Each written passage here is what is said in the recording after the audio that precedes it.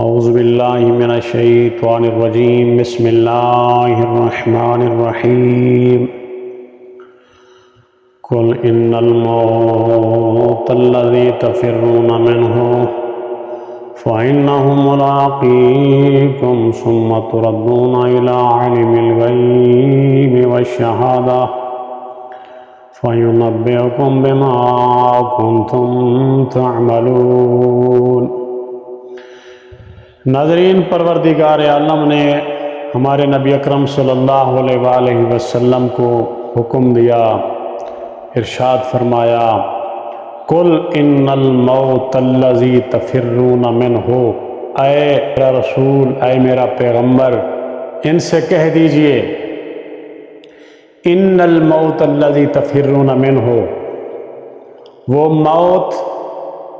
جس سے تم بھاگنے کی کوشش کر رہے ہو،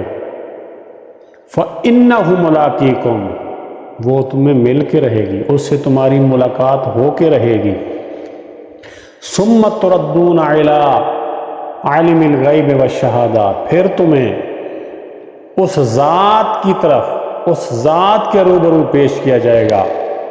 جو ظاہر کو بھی جانتی ہے اور تمہاری پوشیدہ باتوں کو بھی جانتی ہے۔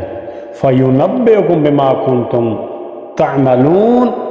پھر وہ تمہیں بتا دے گا کہ تم اس دنیا میں کیا کرتے رہے ہو۔ خداوند متعال نے واضح طور پر انسان کو آگاہ کر دیا کہ وہ موت جس سے تم فرار ہونے کی کوشش میں ہو، وہ تمہیں آ کے رہے گی۔ تمہاری ملاقات موت سے ضرور ہوگی، تم موت سے فرار اختیار نہیں کر سکتے، اور تمہیں پھر پروردگار عالم کے روبرو پیش کیا جائے گا۔ خداوند متعال کی ذات تمہیں سب کچھ بتا دے گی کہ تم یہ کرتے رہے ہو، تم یہ کرتے رہے ہو، تم یہ کرتے رہے ہو۔ جب ہمیں یہ علم ہوگا کہ ہم نے کیا کیا غلط کیا ہے، اس وقت ہم ما سوائے افسوس کے اور کچھ نہیں کر سکیں گے۔ حضرت علی علیہ السلام نے انسان پر تعجب کیا ہے۔ حضرت علی علیہ السلام نے ارشاد فرمایا مجھے تعجب ہے اس انسان پر جو روزانہ اموات اپنے سامنے دیکھتا ہے اور اپنی موت کو بھول چکا ہے۔ کس موت کو بھول چکا ہے؟ جس سے فرار ناممکن ہے۔ مزید مولا متقیان نے ارشاد فرمایا کہ مجھے تعجب ہے اس انسان پر جو پہلی دفعہ پیدا ہونے پر تو ایمان اور ایقان رکھتا ہے، لیکن دوبارہ اٹھائے جانے پر ایمان نہیں رکھتا، جبکہ خداوند متعال کی ذات نے ارشاد فرما دیا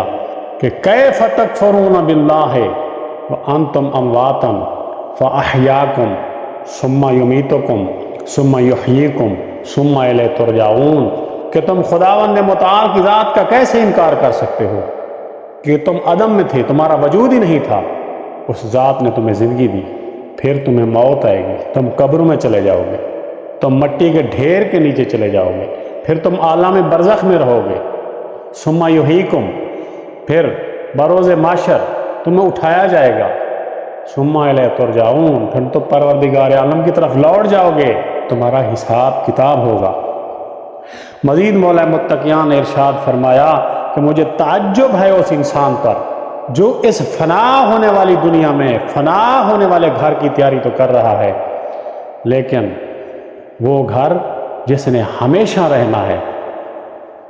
اس کی تیاری نہیں کر رہا ہے۔ جہاں اس نے ہمیشہ کے لیے جانا ہے اس کی تیاری میں بالکل غافل ہو چکا ہے۔ مزید مولا متقیان نے ارشاد فرمایا کہ مجھے تعجب ہے اس انسان پر کہ جس کی زندگی کا ایک ایک دن کم ہو رہا ہے اور وہ موت کی طرف رواں دواں ہے، مگر وہ خود موت کی تیاری نہیں کر رہا۔ مزید مولا متقیان نے ارشاد فرمایا کہ مجھے تعجب ہے اس انسان پر جو خداوند متعال کے انتقام کی شدت کو بھی جانتا ہے، پھر گناہ پہ گناہ کیے جا رہا ہے، پھر اس دنیا میں ایسے گناہ کر رہا ہے کہ جیسے اس سے کوئی پوچھنے والا ہی نہیں ہے۔ مزید مولا متقیان نے ارشاد فرمایا مجھے تعجب ہے اس انسان پر جسے یہ باخوبی علم ہے کہ مجھے اپنی موت پر کوئی اختیار نہیں ہے، مگر آرزویں لمبی لمبی رکھے جا رہا ہے، لمبی لمبی خواہشات رکھتا ہے، لیکن اس کو یہ علم ہے کہ مجھے موت آئے گی اور اس موت پر مجھے اختیار بھی نہیں ہے کہ میں اس کو ٹال بھی نہیں سکتا، لیکن خواہشات لمبی لمبی کر رہا ہے۔ مزید مولا متقیان نے ارشاد فرمایا کہ مجھے تعجب ہے اس انسان پر جو اپنی برائیوں کو بخوبی جانتا ہے، لیکن جب برائی اس کے سامنے اس کی بیان کی جاتی ہے، اس کی تصحیح کرنے کے لیے اس کو بتایا جاتا ہے تو وہ برا مان جاتا ہے۔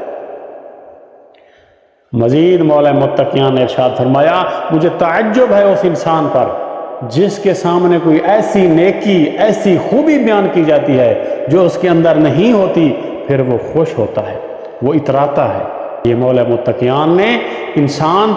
ایسے انسان پر تعجب کیا ہے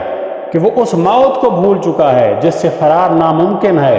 خداوند متعال کی ذات نے واضح طور پر انسان کو بتا دیا کہ یہ دنیا عارضی ہے، یہ بالکل عارضی ٹھکانہ ہے، یہ دنیا کی اگلی زندگی کی تیاری کے لیے اس دنیا میں بھیجا گیا ہے، لیکن انسان غافل ہے، سویا ہوا ہے، وہ اپنی تیاری نہیں کر رہا ہے۔ دعا ہے کہ پروردگار عالم ہم سب کو اس موت کو یاد رکھنے کی توفیق دے جس نے ہمیں ہر صورت ملنا ہے، جس سے ہماری ملاقات ہر صورت ہونی ہے۔